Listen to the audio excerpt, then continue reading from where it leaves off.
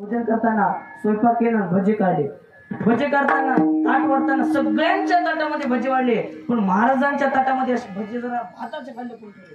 काय केलं? भजे असे भाताच्या खाल्ले कोण ठेवले.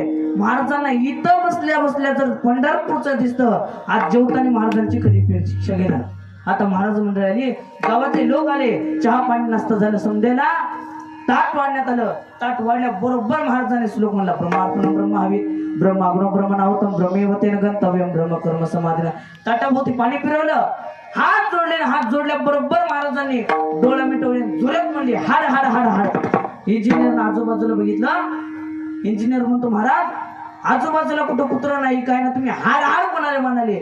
आता कसं आहे ना, ज्या वेळेला मी डोळे झाकले त्या वेळेला मला असं समजलं पंढरपूरच्या रावळामध्ये कुत्रे शिरले आणि ते मी तुमच्या घरी बसल्या बसल्या हाताले. ते म्हणले आता खरी परीक्षा घेणार.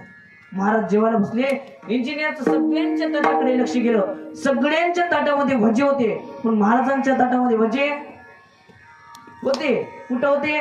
भाताच्या खाली. इंजिनियरला दिसले का? इंजिनियरला दिसले का? इंजिनियर मला बायकोला मला, अगं साधू महाराजांकरता भजन केलंस आणि महाराजांना भजे नाही दिले, रागाच्या भरात उठला, बायकोला मारणार. साधू महाराज म्हणले थांबा साहेब, बाई जरा भजे द्यायचं विसरले असेल. म्हणला ताई मला असं करा, जरा दुसरे भजे द्या. ती बाई म्हणली थांबा महाराज, जगाला बसू शकताल पण आमच्यासारख्या वारकऱ्याला नाही. इथं बसल्या बसल्या जर तुम्हाला पंढरपूरच्या रावणातील कुत्रे दिसले तर भाताखालचे भजेच कसे दिसले नाही. ज्याला म्हणतात खोटा साधू.